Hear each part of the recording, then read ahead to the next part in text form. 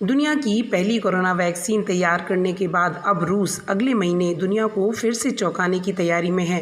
रूस में दूसरी कोरोना वैक्सीन को लेकर ट्रायल चल रहे हैं। बताया जा रहा है कि सितंबर तक ये ट्रायल पूरे हो जाएंगे। रूस अपनी दूसरी कोरोना वैक्सीन का ट्रायल अगले महीने तक पूरा कर लेगा, ऐसा रूस का दावा है। यह वैक्सीन रूस के vector state research centre of virology and biotechnology द्वारा विकसित की गई है। दूसरी वैक्सीन का नाम एपिवा कोरोना है।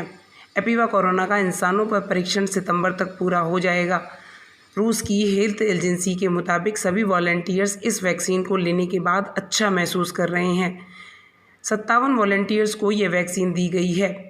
रूसी समाचार एजेंसी तास की एक रिपोर्ट, जिसमें उपभोक्ता अधिकार संरक्षण और मानव कल्याण पर निगरानी के लिए संघीय सेवा का हवाला दिया गया है, उसमें कहा गया है कि टीका लगाए जाने के 14 से 21 दिनों के अंदर लोगों में वायरस के खिलाफ प्रतिरक्षा तंत्र विकसित हुआ। गौरतलब है कि इसी महीने की शुरुआत में रूस ने अपनी पहली कोरोना वैक्सीन स्पुतनिक वी को रजिस्टर किया। अब इस वैक्सीन को लेकर भारत से जुड़ी एक बड़ी खबर सामने आ रही है। मीडिया रिपोर्ट्स के मुताबिक रूसी प्रत्यक्ष निवेश कोष के मुख्य कार्यकारी अधिकारी किरिल का कहना है कि रूस की कोरोना की वैक्सीन स्पुतनिक वी के उत्पादन के लिए वह भारत के साथ साझेदारी पर विचार कर रहा है। एक ऑनलाइन संवाददाता सम्मेलन को संबोधित करते हुए उन्होंने कहा कि इस वैक्सीन का उत्पादन बेहद महत्वपूर्ण मुद्दा है और फिलहाल हम भारत के साथ साझेदारी की उम्मीद कर रहे हैं। उन्होंने इसका कारण भी बताया। उनका कहना है कि दुनिया के कई देश वैक्सीन की मांग कर रहे हैं और उन सबकी मांगें पूरी करने के लिए बड़े पैमाने पर वैक्सीन के उत्पादन की ज़रूरत पड़ेगी। उन्होंने कहा कि भारत के पास बड़ी मात्रा में वैक्सीन के उत्पादन की क्षमता है, इसलिए भारत से बात की जा रही है और यही वजह है कि भारत के ड्रग मैन्युफैक्चरिंग कंपनी से जल्द ही संपर्क किया जाएगा।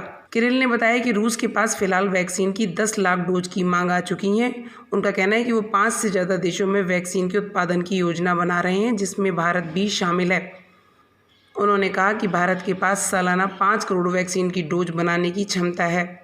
हालांकि रूस की ये वैक्सीन पिछले कई दिनों से विवादों में है। यही वजह है कि वैक्सीन के ट्रायल से जुड़ा डाटा साइंटिफिक जर्नल या विश्व स्वास्थ्य संगठन के साथ साझा नहीं किया गया है, जिससे ये पता चल सके कि वैक्सीन सुरक्षित और प्रभावी है या नहीं। इसके अलावा रूस पर वैक्सीन को लेकर ट्रायल के सभी चरणों को पूरा न करने का भी आरोप है।